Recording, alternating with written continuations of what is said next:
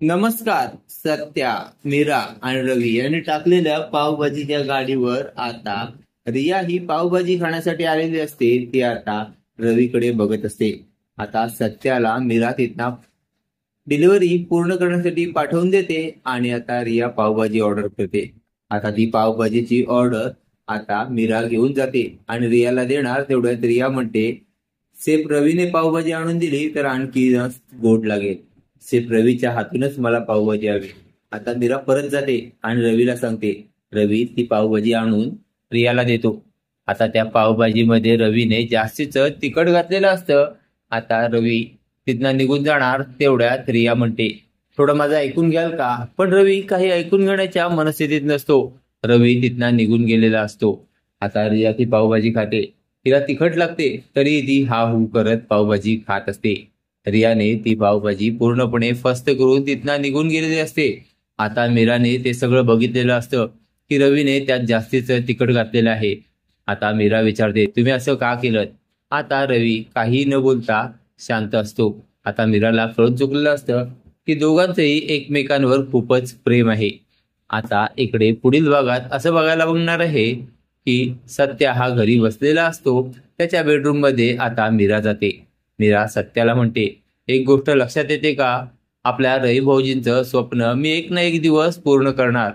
आता सत्या विचारात पडतो, कोणतं स्वप्न? आणि हे कोणतं स्वप्न रवीचं पूर्ण करणार आहे? सत्या लगेच मीराला विचारतो, अगं असं कोणतं स्वप्न आहे रवीचं ते तू पूर्ण करणार आहेस? मीरा म्हणते, ते जेव्हा पूर्ण होईल तेव्हाच मी तुम्हाला सांगणार, पण मी ते पूर्ण करणार.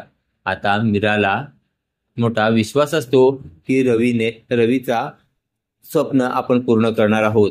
तर इकडे आता पनवती असं करणारी निरूपा बसलेली असते आणि निरूपाच्या तिथेच आता येतो सुधाकरराव येऊन म्हणतात, ए निरूपा, तू पहिल्यांदा ना सत्यजितची माफी मागितली पाहिजेस. तुझ्या लक्षात येते का काय बोलतोय मी? त्यावेळी आता निरूपा म्हणते, काय? त्या पनवतीची माफी आणि मी मागायची? ते शक्यच नाही. तो पनवती होता, आहे आणि राहील.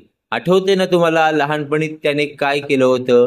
तिथपासून तो पनवती आहे आणि पनवतीच राहील.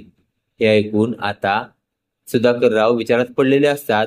तर सुधाकररावांचं बोलणं आणि निरूपाचं बोलणं इकडून मीरा ही ऐकते. आता मीराला मोठा प्रश्न पडतो की सत्यजितच्या लहानपणी असं काय झालं होतं की जेणेकरून सासूबाईंच्या मनात अजून अशी तिरडी निर्माण आहे आणि दोघांच्यात असं भांडण होत आहे.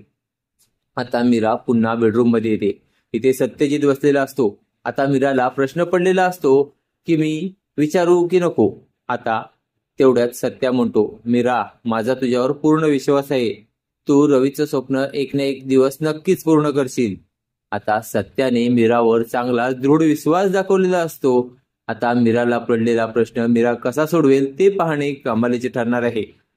असेच मालिकेचे नवनवीन अपडेट पाहण्यासाठी व्हिडिओला लाईक आणि चॅनलला सबस्क्राईब करायला विसरू नका. थँक्यू.